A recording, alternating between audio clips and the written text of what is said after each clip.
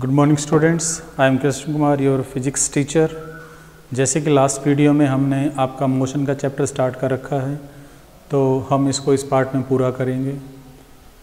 अब नेक्स्ट जो आपका टॉपिक है वो आपका है रेक्टेंगुलर कंपोनेंट। जो आपका रेक्टेंगुलर कंपोनेंट है, यानी कि ये जो आपका रिजल्टेंट है, इसको अगर आप दो कंपोनेंट में डिवाइड करना चाहें और वो कंपोनेंट क्या होंगे, आपके रेक्टेंगुलर कंपोनेंट होंगे, तो आप उनको कैसे डिवाइड करोगे। मान लो ये आपका रिजल्टेंट है, ये वेक्टर ए है, ये वेक्टर बी है। एंगल थीटा है आपका रिजल्टेंट का किसके साथ, वेक्टर ए के साथ। अब मैं इसके पैरेलल में यहाँ पे एक लाइन ड्रॉ करूँगा तो ये भी ए वेक्टर होगा, इसके पैरेलल में ये ड्रॉ करूँगा तो ये भी बी वेक्टर होगा।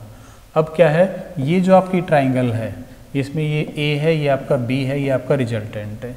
यहाँ पर अगर आप कोस थीटा निकालेंगे, कोस क्या होता है, बेस ओवर हाइपोटेन्यूज। बेस आपका ये है, हाइपोटेन्यूज आपका ये है, तो a बाई आर हो जाएगा। तो a यहाँ पर क्या बन जाएगा, a आपका बन जाएगा r कोस थीटा। इसके बाद में अगर आप इसी ट्राइंगल में साइन थीटा अप्लाई करेंगे तो साइन थीटा क्या होता है, परपेंडिकुलर ओवर हाइपोटेन्यूज, तो b बाई आर हो जाएगा। तो यहाँ पर हमारे पास क्या बन जाएगा, बी आर साइन थीटा। तो इस तरह हम आपके जो वेक्टर है उसको रेक्टेंगुलर कंपोनेंट में रिजोल्व कर सकते हैं। नेक्स्ट आपके पास है स्केलर प्रोडक्ट। ये थोड़ा सा इंपॉर्टेंट है, ध्यान से देखिएगा। यानी कि आपके पास दो वेक्टर हैं, उनका आप स्केलर प्रोडक्ट कर रहे हैं। स्केलर प्रोडक्ट को हम डॉट प्रोडक्ट भी बोलते हैं। क्या बोलते हैं, डॉट प्रोडक्ट। जो मैंने यहाँ पर डॉट लगा रखा है इस वजह से, ये आपका क्या हो गया, डॉट प्रोडक्ट हो गया। अब इसको अगर मैं एक्सपेंड करूँगा तो ये आपका क्या बनेगा, ए बी कोस थीटा। तो ये आपका एक्सप्रेशन में आपका कोस थीटा आ जाएगा, किस केस में, स्केलर प्रोडक्ट में। अब थोड़ा सा आपको ध्यान से क्या देखना है, आई जे के ये आपके यूनिट वेक्टर होते हैं एक्स एक्सिस, वाई एक्सिस और जेड एक्सिस के लिए। जैसे कि अगर मैं यहाँ पर आपके ये एक्स एक्सिस है, ये वाई एक्सिस है, ये आपका जेड एक्सिस है, तो अगर मैं इनको डायरेक्शन देना चाहूँ तो इसको मैं आई से रिप्रेजेंट करता हूँ। ये जैसे आपने शायद मैथ में पढ़े भी होंगे, ये आपका के होगा। तो ये आपके वेक्टर मैंने रिप्रेजेंट किए डायरेक्शन के साथ। अब इसमें क्या होता है कि अगर आप आई इंटू आई कर रहे हैं, ये आई है, ये आई है। अब यहाँ पर जब मैंने कैप लगाया, कैप का मतलब ये यूनिट वेक्टर है, यानी कि इनमें सिर्फ डायरेक्शन है, मैग्नीट्यूड 1 है। तो अगर सेम डायरेक्शन है तो दोनों में एंगल कितना होगा, 0, और कोस 0 आपका कितना होता है, 1। तो 1 इंटू 1 और कोस 1, तो आपका 1 ही रहेगा। सेम केस अगर आप j इंटू जे, यानी कि आप अगर आप सेम वेक्टर को सेम वेक्टर से कर रहे हैं, यूनिट वेक्टर से, तो आपका क्या आ जाएगा, 1 आएगा तीनों ही केस में। लेकिन अगर आप एक दूसरे के परपेंडिकुलर वेक्टर को मल्टीप्लाई कर रहे हैं, जैसे कि i इंटू जे कर रहे हैं, तो एंगल आपका 90 हो गया। कोस 90 आपका क्या हो जाएगा, 0 हो जाएगा। इसलिए परपेंडिकुलर वाले सारे केस क्या होंगे, 0 होंगे। अब इसी को आपको यूज़ करते हुए मैंने यहाँ पर a लिखा है और एक वेक्टर v है।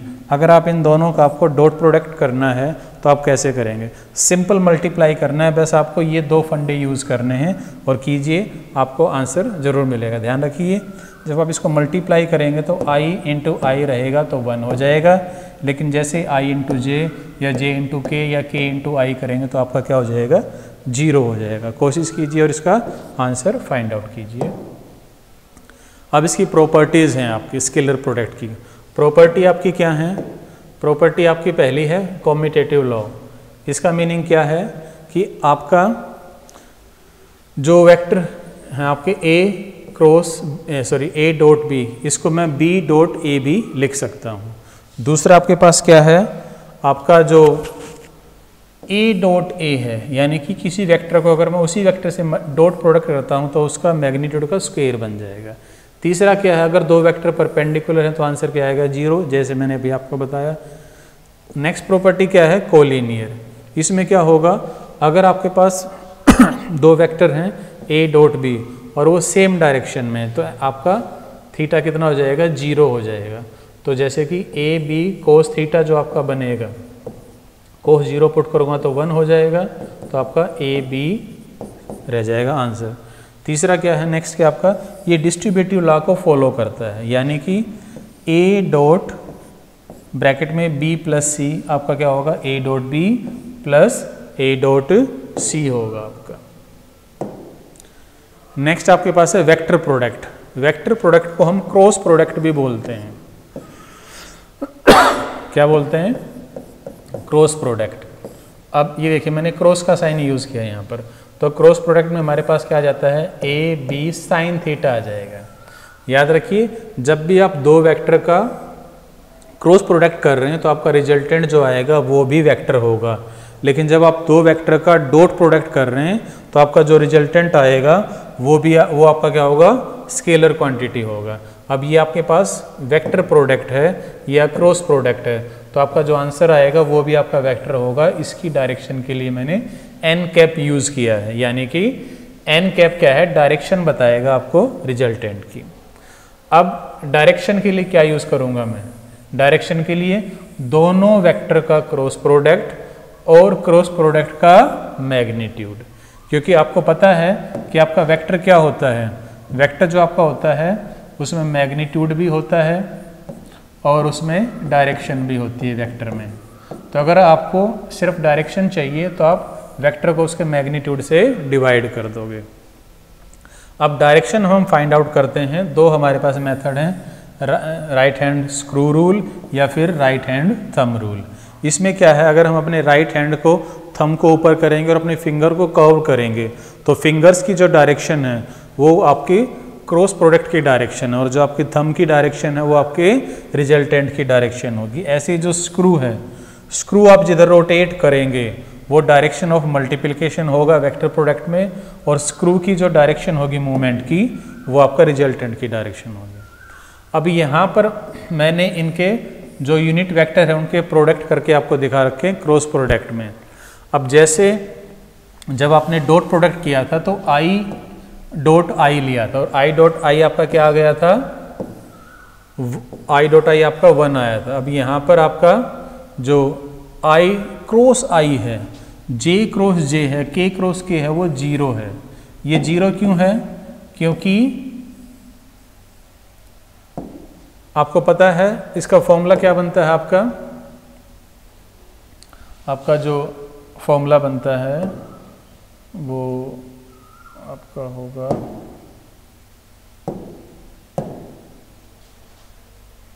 हाँ, जो आपका फॉर्मूला जो बनता है वेक्टर प्रोडक्ट का मैंने आपको बताया वो आपका होता है ए बी साइन थीटा। अब क्या है, आई इंटू आई, यानी कि सेम डायरेक्शन में, तो थीटा आपका कितना हो गया, 0 हो गया। अगर आपका थीटा 0 हो गया तो साइन 0 0, इसलिए सारे क्या हैं, 0 हैं। लेकिन अगर आप आई इंटू जे करेंगे, आई एक्स एक्सिस में होता है, जे आपका वाई एक्सिस में होता है, तो उनमें एंगल आपका 90 डिग्री होगा। अगर आपका एंगल 90 डिग्री होगा तो आपका साइन 90 क्या हो जाता है, 1 हो जाता है। मैग्नीट्यूड इनका 1 ही है, डायरेक्शन की वजह से एक और 1 आ गया। तो अगर आप 90 डिग्री वाले यूनिट वेक्टर को मल्टीप्लाई करेंगे तो आपका आंसर क्या आएगा, 1 आएगा। लेकिन ऑर्डर याद रखना आपको, ऑर्डर आई जे, जे के आई, अगर इनका ऑर्डर चेंज होता है तो आपका आंसर -1 आएगा। अब इन्हीं को यूज़ करके यहाँ पर दो वेक्टर मैंने लिखे हैं, ये वेक्टर ए एंड बी, इनका आप क्रॉस प्रोडक्ट कैलकुलेट कीजिए। आपको ये साथ में यूज़ करने पड़ेंगे और आपको इनका आंसर मिलेगा। अब इसकी वेक्टर प्रोडक्ट की कुछ प्रॉपर्टीज़ हैं। एक वेक्टर का उसी वेक्टर से हम क्रॉस प्रोडक्ट करेंगे तो आंसर आपका 0 आएगा। 0 किस लिए आएगा, क्योंकि सेम डायरेक्शन में आपका एंगल कितना होता है, 0 होता है, और साइन 0 0, इसलिए आपका आंसर 0 होगा। दूसरा क्या है, A क्रॉस B आपका B क्रॉस A के बराबर नहीं होगा। क्यों नहीं होगा, क्योंकि डायरेक्शन चेंज हो जाती है। मैंने आपको बताया था आई जे के होना चाहिए, आपका J इंटू आई नहीं होना चाहिए। तो यहाँ पर डायरेक्शन चेंज हो रही है, अगर डायरेक्शन चेंज होगी तो नेगेटिव साइन आएगा, बाकी आपका सेम रहेगा। तो एग्जैक्ट सेम नहीं होगा, अपोजिट साइन के साथ होगा। ये भी आपका डिस्ट्रीब्यूटिव लॉ को फॉलो करेगा। नेक्स्ट जो आपके पास है, एक एग्जाम्पल मैंने लिखा है, that is tau is equal to R cross F. Tau आपका टॉर्क होता है, आप अगले चैप्टर में इसको पढ़ेंगे। आर आपका परपेंडिकुलर डिस्टेंस है और एफ आपके पास है फोर्स। यानी कि जब आप दो वेक्टर का क्रॉस प्रोडक्ट करेंगे तो जो रिजल्टेंट आएगा वो भी आपका क्या आएगा, वेक्टर आएगा।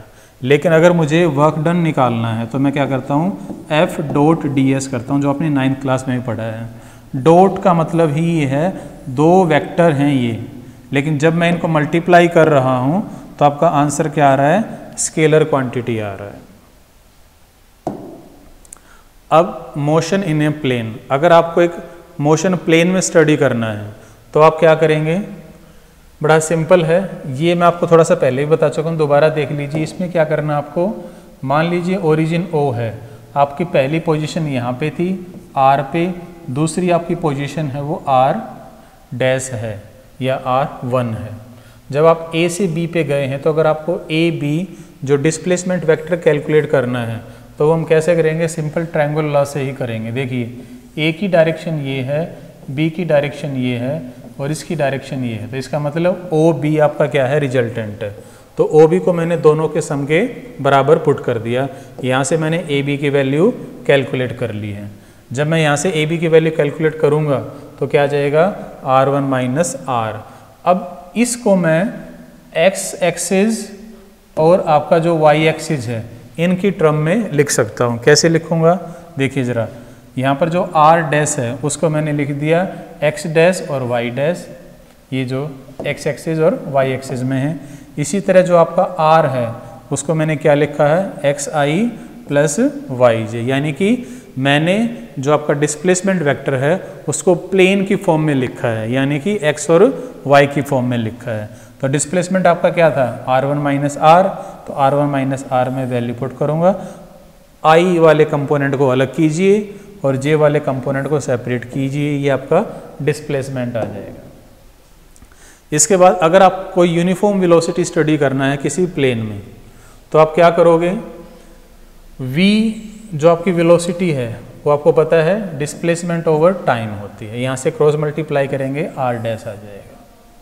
दूसरा, अगर आपके पास कांस्टेंट एक्सेलरेशन है, एक्सेलरेशन आपका क्या होता है, एक्सेलरेशन आपका होता है rate of change of velocity per unit time, यानी कि वेलोसिटी में चेंज है टाइम के साथ में, तो यहाँ से आप V डैश कैलकुलेट कर सकते हैं। ये मैंने तीनों इक्वेशन आपको इसलिए बताई हैं क्योंकि अभी आपको नेक्स्ट क्या करना है, जो इक्वेशन ऑफ मोशन है, जैसे कि V equal to U plus A T होता है, सेकंड है S is equal to U T plus half A T square होता है, और थर्ड आपके पास है V square minus U square is equal to 2AS होता है। इन तीनों को आपको प्लेन की फॉर्म में लिखना है, डिस्प्लेसमेंट वेक्टर की फॉर्म में लिखना है, इसलिए मैंने आपको ये फॉर्मूले बताए हैं। नेक्स्ट आपके पास बड़ा इंपॉर्टेंट टॉपिक है, दैट इज प्रोजेक्टाइल मोशन। इस पर न्यूमेरिकल भी आ सकता है, डेरिवेशन भी आ सकती है। अब प्रोजेक्टाइल का मीनिंग क्या है, प्रोजेक्टाइल का मतलब क्या है, आपने किसी भी ऑब्जेक्ट को थ्रो कर दिया, आपने क्या कर दिया, किसी भी ऑब्जेक्ट को थ्रो कर दिया विद सम इनिशियल फोर्स, और उसके बाद में इस पर सिर्फ किसका कंट्रोल है, ग्रेविटी का। तो एक बार आपने थ्रो करने के बाद उस पर अगर सिर्फ ग्रेविटी का कंट्रोल है तो वो आपका प्रोजेक्टाइल मोशन होगा। ये आपका पहला केस जो मैंने लिया है वो क्या है, अगर आपने पार्टिकल को हॉरिजॉन्टल डायरेक्शन के अलोंग आपने थ्रो किया है, मान लीजिए इसकी इनिशियल वेलोसिटी क्या है u। अब आपको पता है जब आप इसको हॉरिजॉन्टल डायरेक्शन में थ्रो करेंगे तो कुछ टाइम के बाद में ये नीचे आएगा, क्योंकि ग्रेविटी इसको नीचे पुल कर रही है विद द एक्सेलरेशन g। मान लीजिए P पॉइंट पर आ गया। अब P पॉइंट पर मुझे क्या करना है, मान लो ये x एक्सिस में तो x चला है और y एक्सिस में इसने y डिस्टेंस ट्रेवल की है। अब मैं यहाँ पर इक्वेशन ऑफ मोशन अप्लाई करूँगा second, x is equal to U T plus half A T square. ये मैं पहले हॉरिजॉन्टल डायरेक्शन के लिए कर रहा हूँ। हॉरिजॉन्टल डायरेक्शन में इनिशियल वेलोसिटी u है, टाइम t है। आगे आपका a, यहाँ पर कोई एक्सेलरेशन नहीं है क्योंकि आपने एक बार इनिशियल फोर्स लगाया था, बाद में आपने फोर्स ही नहीं लगाया है। इसका मीनिंग क्या है, बाद में आपका कोई भी एक्सेलरेशन नहीं है, तो a यहाँ पर 0 हो जाएगा। तो x किसके बराबर होगा, u इंटू टी के। वर्टिकल डायरेक्शन में देखिए वही फॉर्मूला मैं दोबारा लिख रहा हूँ वर्टिकल डायरेक्शन में। अब मैंने स्टार्टिंग में सिर्फ वो हॉरिजॉन्टल में थ्रो किया था, वर्टिकल में थ्रो किया ही नहीं, तो इनिशियल वेलोसिटी 0 हो गई। उसके बाद में हाफ जी टी स्क्वेयर। अब पार्टिकल आपका नीचे आ रहा है, ग्रेविटी एक्सेलरेशन भी आपका नीचे ही अप्लाई हो रहा है g। इसलिए पॉजिटिव साइन रहेगा जी का। जी की वैल्यू पुट करके जो आपका टी है ये वो मैं यहाँ से लूँगा, यहाँ से टी आपका क्या होगा, यहाँ से टी आपका होगा x बाई यू। ये वैल्यू मैं यहाँ पे पुट करूँगा। अब यहाँ पे आप देखिए जो y है वो किसके प्रोपोर्शनल है, x स्क्वायर के। डायरेक्टली प्रोपोर्शनल नहीं है, x के स्क्वायर के प्रोपोर्शनल है, इसलिए इसका पाथ कैसा है, पैराबोलिक पाथ है। अब दूसरे केस में क्या है, आपने जो प्रोजेक्टाइल किया है वो हॉरिजॉन्टल के डायरेक्शन के अलोंग नहीं है, वो उसके किसी एंगल पे आपने प्रोजेक्ट किया और वो एंगल मान लो थीटा है। ये आपका क्या है, इनिशियल वेलोसिटी है u। अब मैं इस इनिशियल वेलोसिटी को दो पार्ट में डिवाइड कर लेता हूँ, ux हॉरिजॉन्टल में, uy वर्टिकल में। वेक्टर आइसोलेशन में आपको पहले बता चुका हूँ, जिसके साथ थीटा एंगल होता है वहाँ पर आ जाएगा आपका u cos थीटा, और जिसके साथ थीटा एंगल नहीं है वो कंपोनेंट क्या बनता है, u sin थीटा। अब इसका भी हम मोशन स्टडी करेंगे पहले x एक्सिस में, वही P पॉइंट पर आपको इसका मोशन स्टडी करना है कि x और y में आपने कितना ट्रैवल किया है। तो x equal to U T plus half A T square. X axis में देखिए ज़रा क्या है, इनिशियल वेलोसिटी कितनी है एक्स एक्सिस में, ux, और ux की वैल्यू है u cos थीटा। टाइम आपका t रहेगा, और एक्सेलरेशन आपका हॉरिजॉन्टल में कुछ भी नहीं है, क्योंकि आपका एक्सेलरेशन किधर है, या तो वर्टिकल अपवर्ड या फिर वर्टिकल डाउनवर्ड। क्योंकि प्रोजेक्टाइल का मतलब ही यही है कि आपने एक बार ऑब्जेक्ट को थ्रो कर दिया, उसके बाद आप उस पर फोर्स अप्लाई नहीं कर रहे हैं। उस पर जो फोर्स अप्लाई कर रहा है वो कौन कर रहा है, ग्रेविटी अप्लाई कर रहा है। तो यहाँ पर हॉरिजॉन्टल में कोई ग्रेविटी नहीं है, तो x क्या बन जाएगा, u cos theta into T. अब y डायरेक्शन में देखिए, y डायरेक्शन में मैं वही इक्वेशन यूज़ कर रहा हूँ y के लिए। तो y में आपका इनिशियल वेलोसिटी क्या है, u sin theta into T. अब g माइनस आ गया, क्योंकि आप ऊपर की तरफ जा रहे हैं, ग्रेविटी नीचे की तरफ अप्लाई हो रही है, तो माइनस g आ गया। अब मैं क्या करूँगा, यहाँ से t की वैल्यू निकाल के यहाँ पर पुट कर दूँगा। तो यहाँ से t क्या होगा, x divided by u cos theta, value put करूँगा, और यहाँ पर आपका y किसके प्रोपोर्शनल होगा, x स्क्वायर के प्रोपोर्शनल होगा यहाँ पर भी। तो इसका मतलब ये भी आपका क्या होगा, एक पैराबोलिक पाथ होगा। अब आपको क्या करना है, जो आपका प्रोजेक्टाइल मोशन है इसमें आपको दो तीन डेरिवेशंस कैलकुलेट करनी है, बड़ी सिंपल सी हैं। वो क्या है कि पहला तो आपको टाइम ऑफ फ्लाइट निकालना है, यानी कि आपका जो ऑब्जेक्ट है वो कितनी देर के लिए एयर में रहा है, वो आपका टाइम ऑफ फ्लाइट है। दूसरा आपको निकालना है मैक्सिमम हाइट उसकी कितनी गई है, और थर्ड उसने कितनी रेंज उसने कवर की है, ये आपको कैलकुलेट करना है। बड़े सिंपल है, देखिए ज़रा। पहला है टाइम ऑफ फ्लाइट। अब ये इक्वेशन आपने पढ़ी है, v equal to U plus A T, first equation of motion है। अगर मैं इसको वर्टिकल डायरेक्शन में लगाता हूँ तो आपने छोटी 9th क्लास में पढ़ा है, जितना टाइम यहाँ से यहाँ जाने में लगेगा उतना ही टाइम यहाँ से यहाँ आने में भी लगेगा। यानी कि up time is equal to down time, आपके टाइम दोनों क्या होंगे, सेम होंगे। जितना आपको ऊपर जाने में टाइम लगेगा उतना ही टाइम आपको नीचे आने में लगेगा। अब देखिए यहाँ पर क्या करेंगे हम, ये इक्वेशन हम लगाएंगे v equal to U plus A T से। अब जब ऑब्जेक्ट आपका ऊपर जाएगा तो हाईएस्ट पॉइंट पर आपकी वेलोसिटी वर्टिकल की हो जाती है 0, तो फाइनल वेलोसिटी 0। इनिशियल वर्टिकल में क्या है, u sin थीटा। ऊपर जाएंगे तो g आपका माइनस जी हो जाएगा। टाइम आपका, अगर टोटल टाइम इसका t है कैपिटल, तो ऊपर जाने में हाफ टाइम लगा, मैंने t/2 ले लिया, यहाँ से मैं t कैलकुलेट कर लूँगा। उसके बाद अगर आपको मैक्सिमम हाइट निकालना है तो दोबारा से आप वर्टिकल डायरेक्शन में second equation of motion use करेंगे। जब आप second equation of motion use करेंगे तो क्या होगा, y equal to U T plus half A T square. आप मैक्सिमम हाइट h तक गए हैं, इनिशियल वेलोसिटी ऊपर क्या है आपकी u sin थीटा, और टाइम आप निकाल चुके हैं, टाइम ऑफ फ्लाइट आपके पास पहले से है, वो आपका ये है।